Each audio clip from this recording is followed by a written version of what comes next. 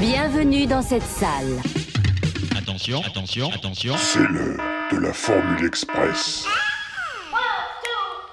Alors il va falloir faire vite. Vite, vite. Ça c'est. Allons, prêt, vite. Gamin! Allez, viens! C'est pourri, gamin! Salut à toutes et à tous, et bienvenue dans cette nouvelle Formule Express de Retour à l'écran. Après notre débat consacré aux films de Noël, on garde le plaid et on se refait un chocolat chaud pour écouter les histoires de nos 3 films favoris du genre. Pour débuter, c'est moi Max qui vais vous raconter en présence de mes 2 camarades, salut Mick. Salut! Et salut Tib. Salut. Comment est née l'une des comédies les plus cultes du cinéma français. Je suis au cœur de la manifestation. Vous entendez derrière moi les manifestants scander leur slogan. Le Père Noël! Le Père Noël est une ordure. Ça me semble bizarre, mais apparemment c'est ça. Le Père Noël est une ordure. À vous parier. Tib vous parlera dans la formule suivante de Fantôme en fête de Richard Donner avec l'excellent Bill Murray, et Mick vous expliquera lui comment le deuxième opus de la saga Batman, signé Tim Burton, a vu le jour.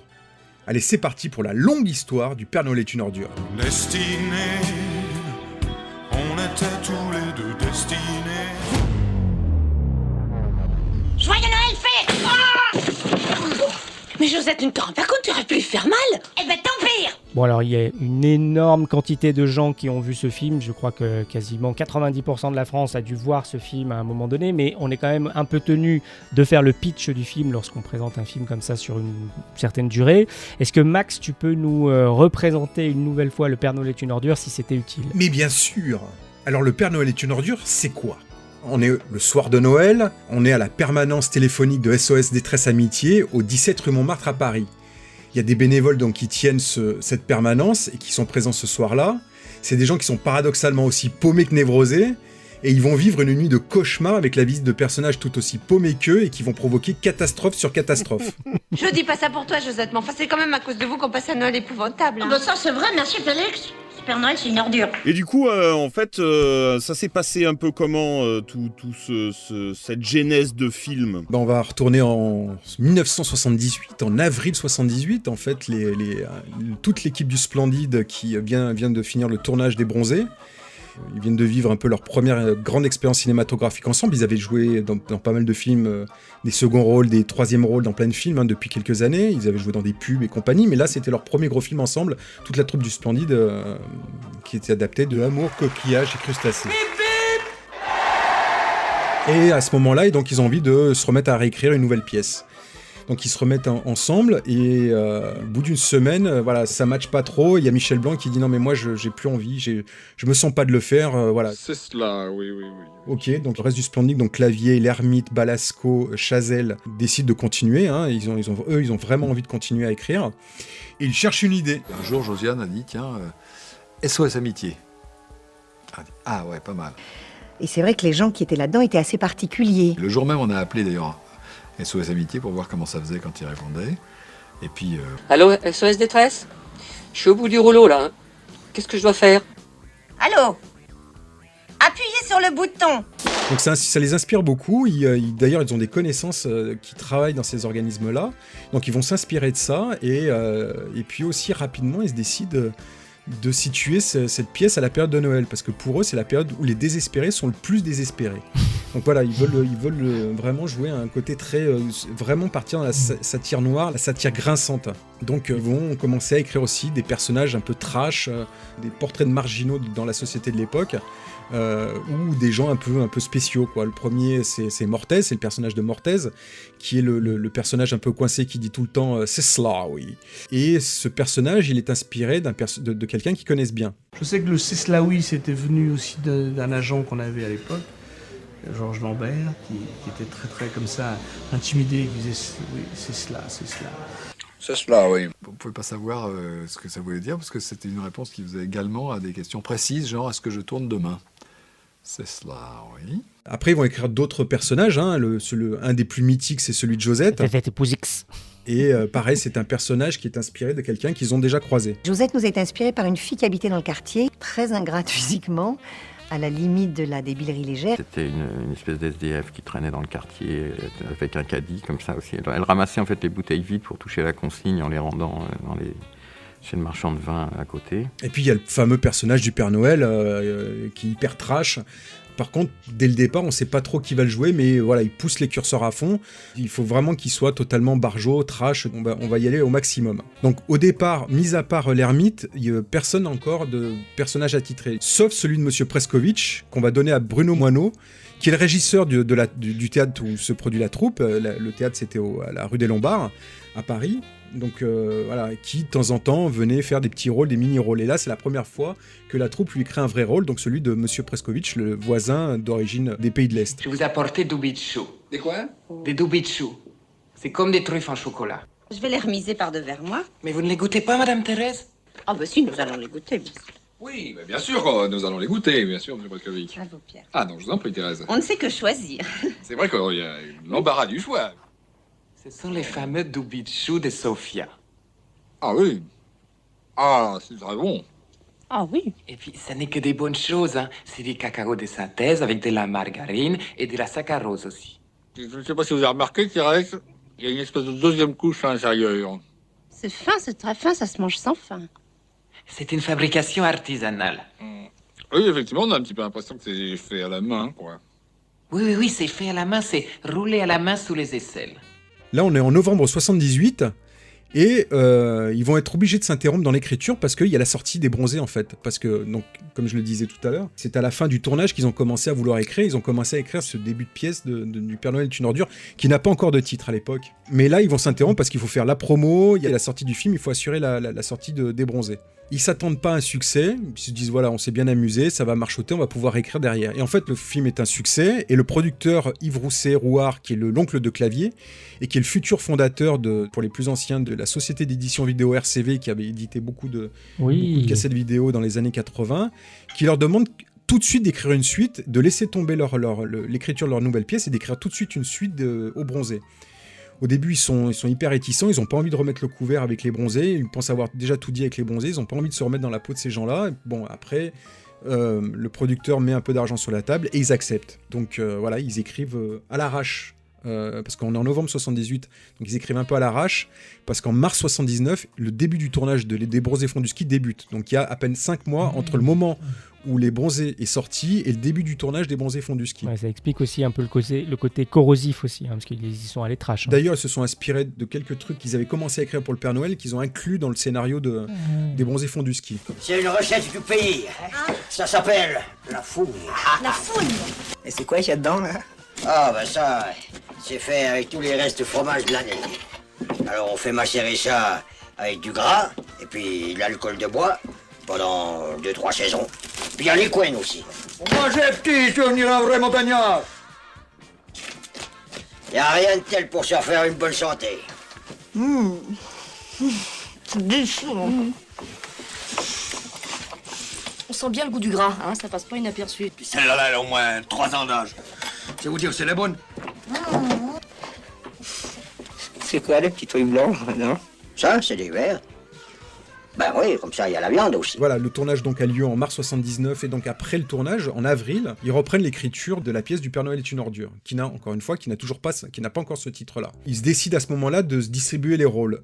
Balasco veut jouer Josette, mais en même temps, elle joue aussi une pièce de théâtre qui s'appelle Bunny's Bar. Donc elle lâche l'affaire, et c'est Marianne Chazelle qui hérite du rôle. Moi, au départ, il était plus évident que je joue Thérèse et que Josiane joue Josette. Et puis, il y a un moment où j'ai dit, écoutez, jusqu'à présent, j'ai toujours fait des rôles de petites minettes, de petites pépettes mignonnes et tout. J'ai envie de faire autre chose. Je voudrais faire un rôle plus de composition. Et puis, j'ai eu l'idée des dents, parce que comme j'arrivais pas à la faire parler comme je voulais, parce que je voulais qu'elle ait un phrasé très rapide, un petit peu bizarre, je suis allée voir mon dentiste et je lui ai dit, écoutez, j'aimerais que vous me trouviez un moyen de schminker. Ça schminte. Et à partir du moment où j'ai mis cet appareil, pendant les répétitions, le personnage est arrivé, parce que j'étais comme protégée comme un masque, si vous voulez, c'était plus vraiment moi. Il y a aussi le personnage de théâtre dont Marianne Chazelle vient de parler, et donc naturellement il serait revenu à Balasco, mais comme je le disais, elle était prise pour son autre pièce Bunny's Bar. Dans la troupe il n'y avait plus d'autres femmes en fait, donc ils décident d'aller taper à la porte d'une autre troupe, la troupe de la Veuve Pichard, et ils vont demander à Anémone de jouer ce rôle. Trouve qu'elle sera parfaite pour le rôle, et Anémone accepte. Moi, j'ai presque terminé mes gants pour mes petits lépreux de Jakarta. Je trouve ça complètement inutile, c'est tout. La Croix-Rouge, ça, il me demande de faire des gants à 3 doigts. Alors dites, vous ne croyez pas que j'aurais plus vite fait de faire des moufles? Mais bien sûr, bien sûr.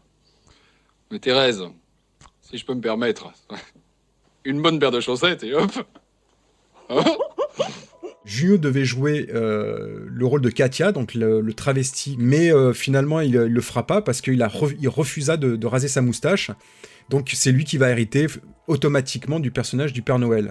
Alors qui pour jouer Katia? Alors si dans le film c'est Clavier qui le joue, mais au moment où la pièce se monte, il est occupé sur le tournage de Je vais craquer de François Leterrier d'après une BD de Lausier. Donc ils vont demander aussi, ils vont aller frapper aussi à la veuve Pichard, et ils vont demander à Roland Giraud de jouer Katia. Ça peut paraître bizarre d'avoir demandé à Roland Giraud, qui a pas du tout le même physique que Clavier. Mais Clavier, grave. voilà, Roland Giraud est plutôt grand, plutôt trapu, et donc ça faisait un peu bizarre d'avoir Roland Giraud avec une certaine carrure, d'avoir Roland Giraud dans la peau de Katia. Mais c'est ce qui va se faire, et ils vont monter la pièce avec Roland Giraud dans le rôle de Katia. Donc vient l'histoire du titre. Au départ, ils ont une idée, et comme ils ont poussé les curseurs à fond, on va appeler le Père Noël s'est tiré une balle dans le cul. Et donc ils font un sondage autour, machin, on se dit, et on leur dit, les gars là, vous allez peut-être un peu trop loin, machin, voilà, réfléchissez-y, mais voilà, ça va pas le faire. Donc finalement, c'est là qu'ils ont décidé, le Père Noël est une ordure. Donc voilà, la pièce est écrite. Les rôles sont distribués, on arrive au 17 octobre 79 et c'est la première de la pièce. Donc la pièce est jouée au Théâtre du Splendide, rue des Lombards, et c'est un énorme succès. À tel point qu'ils vont être rapidement obligés de déménager à la Gaîté Montparnasse en janvier 80, où ils vont jouer la pièce plus de 200 fois. Le tournage du film de Leterrier, donc Je vais craquer, dans lequel joue Clavier, se termine, et donc Clavier va récupérer le costume du travesti, parce que depuis le départ, Roland Giraud dans la peau de Katia, c'était un peu le bémol en fait de la pièce. Donc Clavier récupère le rôle, et voilà, ça marche encore mieux avec Clavier qui a réintégré la troupe. Donc devant ce succès-là, le producteur Yves Rousset-Rouard, donc qui est toujours l'oncle de Clavier, qui était le producteur des Bronzés et des Bronzés font du ski, demande à la troupe l'autorisation de faire une captation pour l'exploiter en vidéo, parce que comme je le disais tout à l'heure, en fait là, à ce moment-là, il a monté sa boîte d'édition vidéo, donc il se dit, ça marche au théâtre, on va voir si ça marche en vidéo. La captation est faite, ça sort en vidéo, et c'est un énorme succès en location vidéo. Donc tout de suite, il leur dit, on n'a pas le choix les gars, va falloir l'adapter, va falloir faire une adaptation Cinoche, va falloir faire un film. Sur le principe, la troupe elle est ok, mais à une seule condition, c'est qu'ils soient coproducteurs, parce qu'en fait, ils sont ok pour repartir avec Yves Rousset-Rouard, mais ils estiment que sur les 2 premiers Bronzés, ils s'en étaient mis un peu plein les poches et eux, pas assez. Donc ils décident de monter leur boîte de prod, qui s'appelle Les Films du Splendide, et ils lui proposent au producteur de coproduire avec lui. Et ils ont aussi la chance, cette fois-là, parce que ça n'avait pas été le cas pour les 2 premiers films, qu'une chaîne de télévision aussi vienne y mettre ses billes, ça sera Antenne 2. Alors, qui pour réaliser cette adaptation cinématographique? Instinctivement, on pense à Patrice Lecomte qui avait réalisé les 2 premiers Bronzés. Même si les 2 tournages s'étaient bien passés, s'ils étaient très copains avec lui, voilà, ils estimaient que c'était peut-être pas la bonne personne pour réaliser ce film qui est une adaptation particulière avec un ton particulier. Lecomte écarté, Josiane Balasco va proposer Jean-Marie Poiret, avec qui elle est devenue amie parce qu'elle vient de tourner avec lui Les Hommes préfèrent les grosses, qui est l'adaptation de sa pièce Bunny's Bar dont je parlais précédemment. Et d'abord, j'étais très content qu'on me choisisse. Ils étaient tous en train de s'engueuler parce que c'est le premier film de producteur du Splendide. Donc chacun est arrivé avec son metteur en scène. Chacun avait fait un film à succès avec un metteur en scène. Donc évidemment, il y avait Lecomte qui était sur le coup, qui était le préféré du producteur. Il y avait Junio qui voulait Philippe Galland, je crois. Bon, et puis Balasco qui suggérait moi, parce qu'on venait de faire un carton avec les grosses.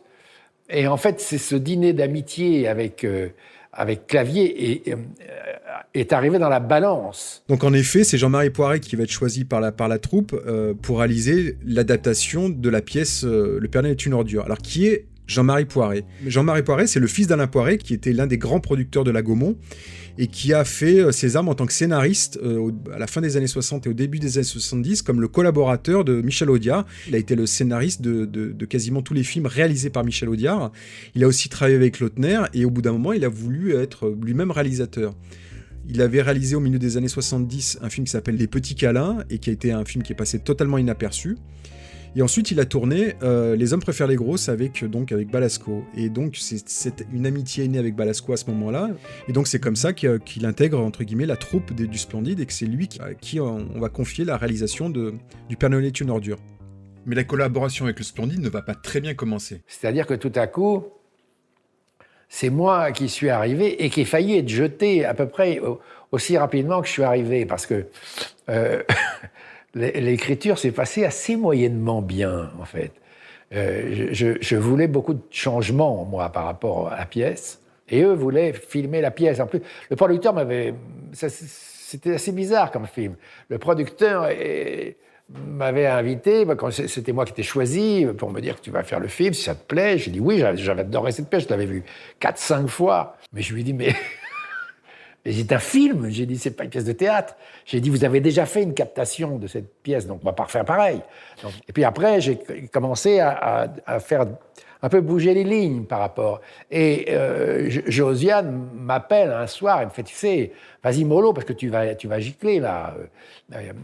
Thierry et Junior ne peuvent plus de tes critiques. Ils disent, ça a très bien marché, on ne va pas tout refaire. Qu'est-ce que c'est ces histoires? Donc elle me dit, tu mets la pédale douce. Et je dois dire que c'est Christian qui est quand même... C'est à la fois une amitié incroyable, et Thierry et Christian sont très moteurs. Et généralement, Christian l'emporte. Donc, en réalité, j'ai failli gicler, parce qu'il me trouvait un peu chiant, un peu trop perfectionniste sur le scénario. Le film est assez réussi, malgré tout. Voilà. Mais ça avait créé une tension. Et je dois reconnaître que je suis incroyablement reconnaissant au Théâtre du Splendide, en tant que producteur, de m'avoir soutenu de A à Z. Donc voilà, il va un peu bousculer, comme il le dit lui-même, il va énormément bousculer la troupe pour la réécriture des personnages. Il va aussi aérer la pièce, parce qu'il veut pas, et comme il le dit lui-même, il veut pas que ça soit du théâtre filmé. Donc il va écrire des scènes qui se passent à l'extérieur.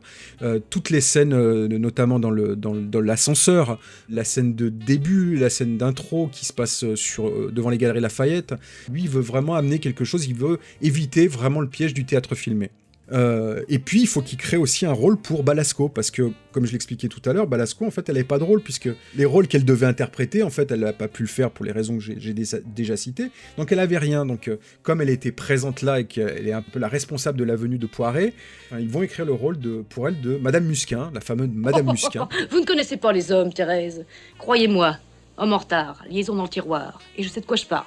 Je ne vous jette pas la pierre, Pierre, mais j'étais à 2 doigts de m'agacer. Il y a un autre rôle qui a été créé aussi, c'est celui pour Jacques François. Cet acteur, un second rôle très connu, qu'on voyait beaucoup dans les années 70, 80 et 90.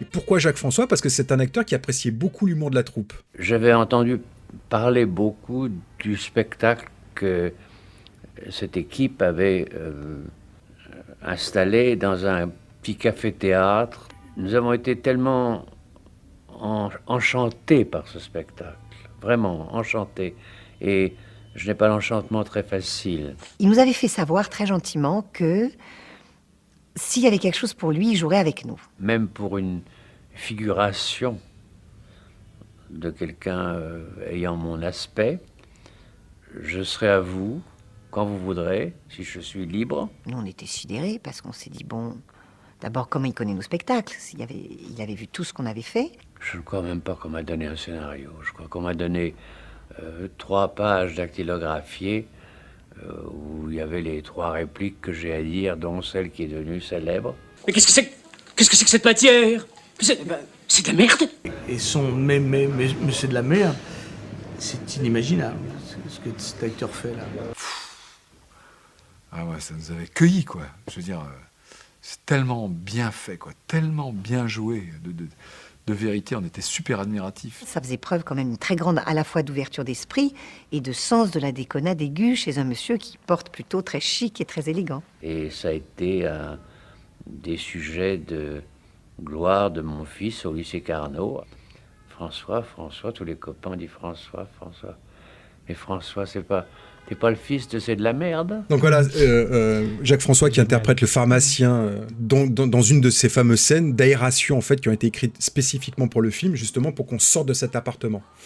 Et puis il y a cette fin que Jean-Marie Poiret trouvait absolument la fin originale, qu'il trouvait absolument affreuse, parce que dans la pièce, l'immeuble explosait en fait et tout le monde mourait. Donc il a imposé à ce qu'on réécrive totalement la fin. Le producteur aussi, Yves Rousset-Rouard, lui c'est plus d'un point de vue financier, il se voyait mal faire exploser un immeuble pour le besoin du film, parce qu'on n'a pas encore les effets spéciaux pour le faire. Donc voilà, il a été rapidement acté qu'on change la fin. Donc Jean-Marie Poiret a proposé à ce que l'on tourne cette fin dans un zoo, et pour ceux qui ont vu le film, ils vont tuer accidentellement un réparateur d'ascenseur, et pour faire disparaître le corps, ils vont le découper en morceaux et le donner à manger aux animaux dans le zoo. Et ça, cette fin-là qui est un peu... que beaucoup considèrent comme raté, en tout cas moins réussi que le reste, et ce qui n'est pas faux dans le fond, hein. Moi, je considère que c'est à partir de ce moment-là que le film est un peu plus faible, qu'il est très très fort et très très réussi et très très drôle jusqu'à cette fin-là, mais bon, ça reste une fin qui reste quand même assez fun. Mais ça pousse le curseur dans la comédie de mœurs, dans la satire sociale jusqu'au bout finalement. Jusqu'au bout, ouais. Et il y a une certaine cohérence dans cette fin.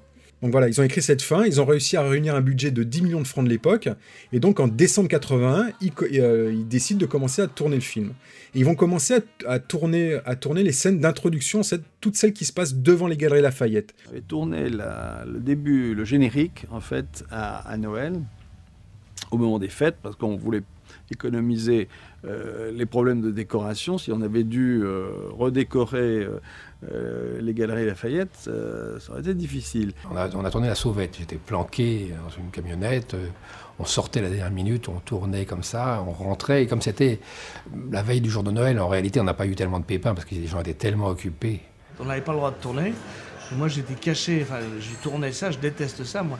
Mais j'ai failli me faire embarquer par les flics parce que j'avais croisé un autre Père Noël qui faisait ça aussi, qui m'avait montré un PV parce que le Père Noël, si vous n'êtes pas payé par le grand magasin, vous êtes considéré comme un travesti. Il y avait un plan que je réglais qui était un peu long, et donc Gérard, ça a été assez chaud, sa fausse barbe, avait retiré sa fausse barbe, puis il fumait une clope assise dans la rue, comme ça, et puis il y a une dame qui est arrivée, qui l'a pratiquement tapé avec son parapluie, et qui a dit « Mais remettez-moi cette barbe immédiatement! Regardez !» Parce qu'évidemment, la petite fille disait « Mais c'est pas un vrai !»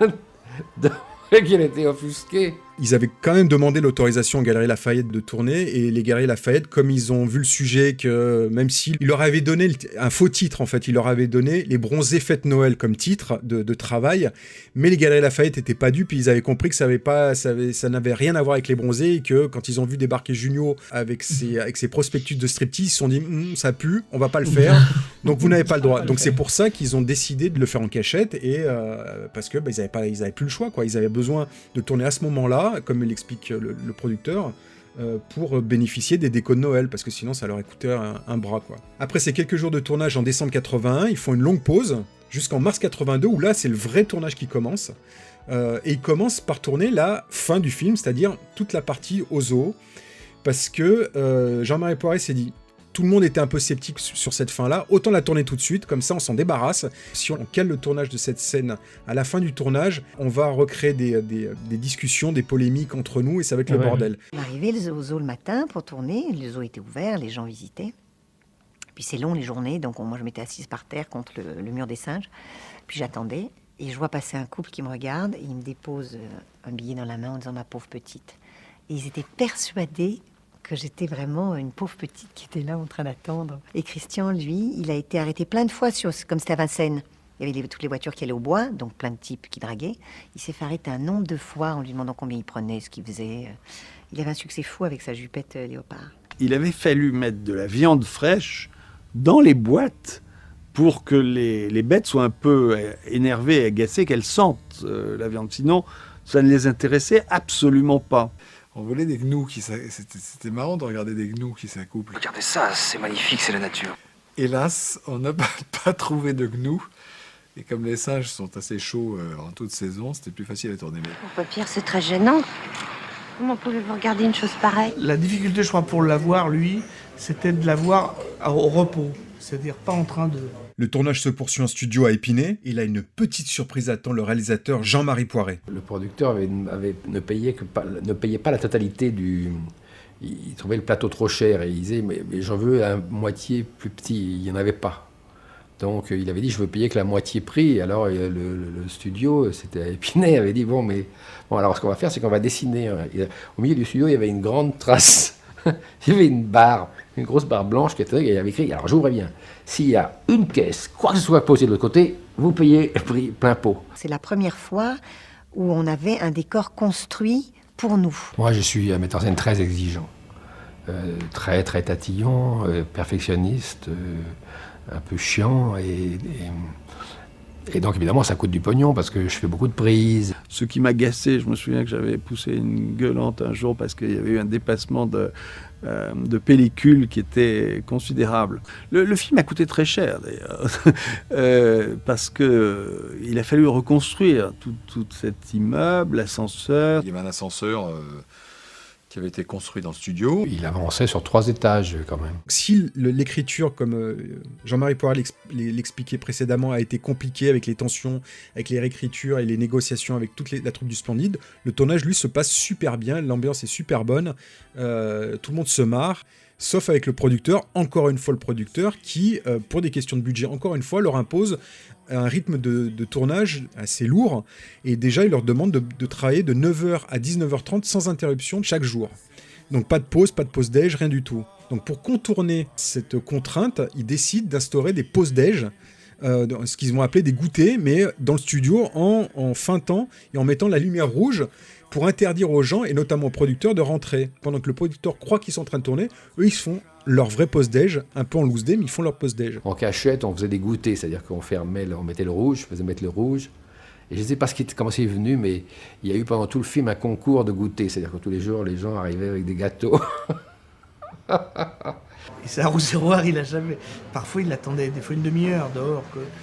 Il avait commencé pourquoi il coupe pas le rouge? Parce qu'on faisait des goûters pendant les heures de tournage. C'était une manière de le torturer, ce pauvre homme. Donc tout se passe bien, malgré toutes ces contraintes-là, l'ambiance est super bonne. Ils vont être même obligés, au bout d'un moment, de post-synchroniser, enfin de se dire on va post-synchroniser certaines scènes parce qu'ils se marraient tellement, ils n'arrivaient pas, pour pas gâcher de la pellicule, ils tournaient et puis ils se disaient bah voilà, on se marre tellement que on va post-synchroniser certaines scènes, notamment la scène de la danse entre Mortez et Katia, quand ils dansent sur le Destiné de Guy Marchand. Ils se marraient tellement en la faisant qu'ils ont été obligés de post-synchroniser tous les dialogues de cette scène-là. D'ailleurs, j'ai une anecdote concernant cette chanson, Destinée. Pendant le tournage, en fait, le son, c'était une chanson de Rolio Iglesias, Vous les femmes. Et donc, dans le film, il devait y avoir cette chanson-là. Et finalement, ils n'ont pas eu les droits, ils n'ont pas réussi à avoir les droits pour cette chanson-là. Et comme c'était Vladimir Cosma, qui était le compositeur de la musique du film, qui avait été choisi comme compositeur de la musique du film, et qui avait été le compositeur de Destinée, qui était une des chansons des Soudoués en vacances, qui est sortie la même année, il l'a recyclé et il leur a proposé, il l'a recyclé dans Le Père Noël est une ordure. C'est pour ça que la même année, on entend la même chanson 2 fois dans 2 films différents.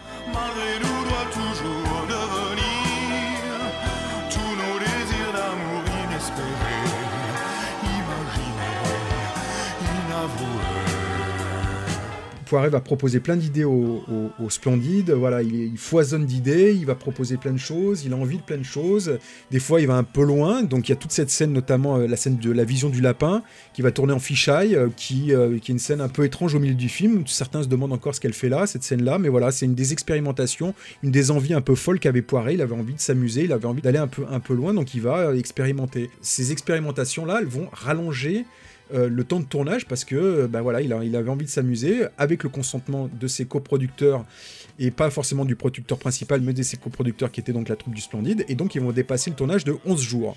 Et ils vont exploser de 5 millions supplémentaires le budget dans toutes ces conneries-là. Oh la vache. Le tournage se termine donc au studio d'Épinay le 28 mai 1982 pour une sortie prévue le 25 août de la même année. Alors pourquoi sortir ce film qui se passe à Noël, qui est un film, on va dire, de Noël, à la fin de l'été? Et en fait, c'était pour éviter les problèmes et un bad buzz à cause du titre et du sujet. Et en fait, le bad buzz et les problèmes, ils vont quand même les avoir. On a été interdit d'affichage par la RATP. Ils avaient estimé que le titre était une atteinte à un mythe enfantin. Et de mettre Le Père Noël est une ordure n'était affiché ni dans le métro, ni sur les bus. J'ai le souvenir d'un exploitant de salle, je crois, à la Ciotat, qui avait sur l'affiche rajouté un bandeau en mettant Il y avait Le Père Noël est une ordure, et il avait rajouté pas le vrai. Ce Père Noël, c'est une ordure. Dans le sud de la France, je me souviens, on m'avait demandé une autorisation, j'avais signé l'autorisation pour pouvoir rajouter un sticker sur les affiches avec écrit, il y avait une bulle avec écrit presque. Alors il y avait écrit Le Père Noël est presque une ordure. Ça a mieux marché que les bronzés font du ski, mais moins bien que les bronzés. Et ça a consterné un nombre de gens, mais alors... Je me souviens que ma mère, qui est la grand-mère de Christian Clavier, m'avait dit « Mais qu'est-ce que tu as fait? Qu'est-ce que c'est que ce titre? Mais c'est horrible, mais comment? Mais pourquoi ?» On a eu des critiques catastrophiques avec quand Balasco apparaît, le ton est donné, la vulgarité. Là, enfin, on a été descendus d'une façon collective. On a eu évidemment des gens comme Télérama, etc., qui avaient dit que c'était pas bien, et puis qui maintenant disent que c'est bien, mais ça c'était habituel. Moi je me rappelle un taxi qui me dit, il m'avait pas reconnu, qui me dit « Je suis allé voir une connerie l'autre jour, je sais pas si vous avez entendu parler, Le Père Noël est une ordure. Mais que c'est con !» Le film, à l'époque, quand il est sorti, il a cumulé que 1 600 000 entrées, ce qui était quand même une déception. Pourtant, Yves Rousset-Rouard était pas forcément... Enfin, il était déçu, mais pas forcément accablé, dans le sens où le film avait été quand même bien prévendu à l'étranger, beaucoup mieux que les deux bronzés. Et puis il a pris de la notoriété avec l'âge, ce film, grâce aux vidéos, aux diffusions télévision, etc. Et c'est extraordinaire parce qu'on se rend compte que les gens adorent ce film. Dès que ça passe à la télé, ça fait un taux d'écoute incroyable. Et les jeunes de 15 ans s'en foutent des répliques. Eh, monsieur Pierre! Il y a un monsieur très mal poli qui a téléphoné. Il voulait enculer Thérèse. Oui, mais c'est un ami. Ah ben ça va, alors.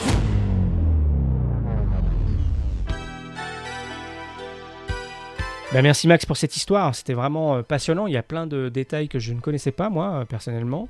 Et ben... Comment, Tib, toi, t'as réagi au film? Tu l'as vu très jeune, j'imagine, comme nous Je sais même pas la première fois que je l'ai vu. C'est des films qui font partie de ma vie, qui font partie de moi.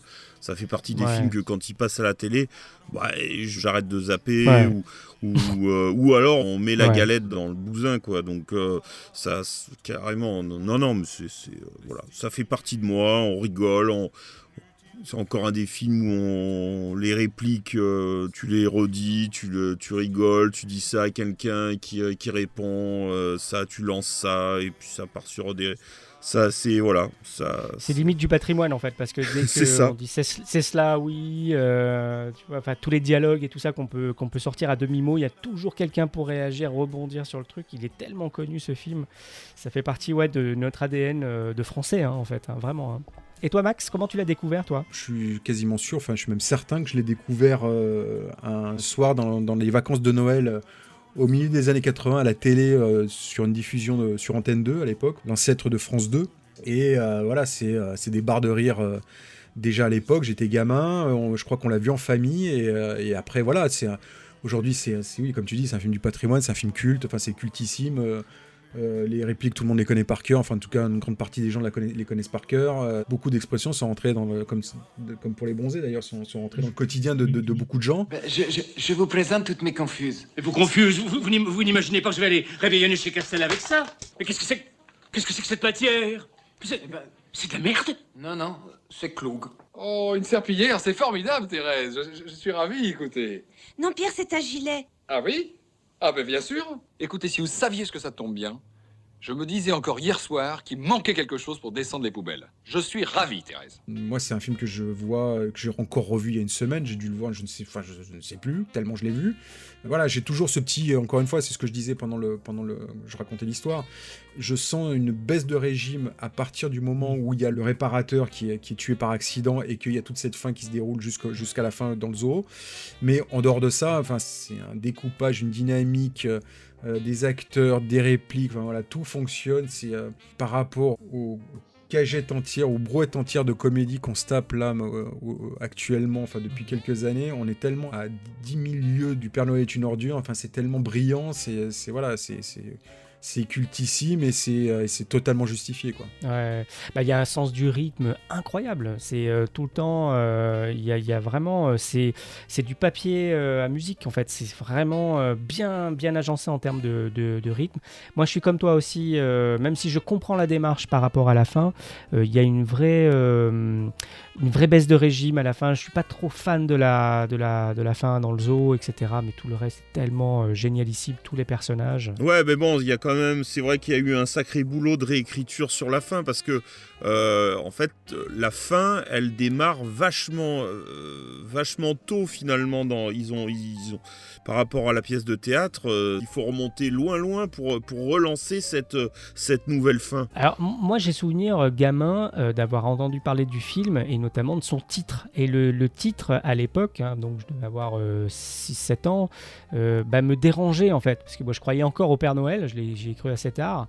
Et je sais pas, le mélange de ce titre ordure Père Noël, il y avait déjà un côté sulfureux au film. Et quand je l'ai découvert, j'étais mort de rire comme tout le monde et tout ça dans ma famille.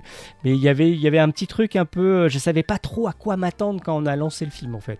Et c'était le film, on l'avait loué. Moi je me souviens très très bien, la première fois que je l'ai vu, on l'avait loué un samedi soir. Qu'est-ce que vous avez foutu dans les cases, ça déborde? Eh ben vous, il n'y a pas assez de place pour les réponses. Ouais, exercez-vous une activité professionnelle? Ça dépend. Oui, ça évidemment, on vous demande de répondre par oui ou par non, alors ça dépend, ça dépasse. Qu'est-ce que c'est que ça? Zizette épouse X? Zizette épouse X. Et vous savez pas lire? Mais vous êtes complètement abrutis, vous, hein? Je vous en prie, restez courtoise, hein. Je fais ça uniquement par solidarité. Je suis moi-même en ce moment au bout du rouleau, hein. Mais dites donc, vous avez fait des ratures partout, vous avez tout salopé ma feuille! Sac à merde! Non mais qu'est-ce qu'elle me dit, la mongolienne, là? Tête de rat! Tu vois ce que j'en fais, moi, de ta feuille, pauvre conne! Oh! Ah! Elle a voulu me péter le pied, la salope! Ainsi s'achève cette Formule Express un peu spéciale, un peu longue. Premier des 3 focus sur nos films de Noël préférés. On se retrouve très vite pour le choix de Tib. Fantôme en fête de Richard Donner avec Bill Murray d'après Charles Dickens. Mick conclura ce cycle sur les films de Noël en vous racontant toute l'histoire de Batman le défi de Tim Burton. Salut messieurs. Salut. On se retrouve très vite pour une nouvelle Formule Express de retour à l'écran. Si je devais résumer ma vie aujourd'hui avec vous, je dirais que c'est d'abord des rencontres. C'est vrai que je ne vis que pour le cinéma. Pour être aimé, il faut être aimable. Vous voulez un chocolat? C'était pas ma guerre. Back and full force. Quelle est votre devise? Je m'appelle Bond. James Bond. Vous délirez totalement là. C'est ça qui permet de voyager à travers le temps. La vie a plus d'imagination que nous. J'espère que je ne vous apprends rien. Vous êtes un mélancolique. Mélancolique, mon cul.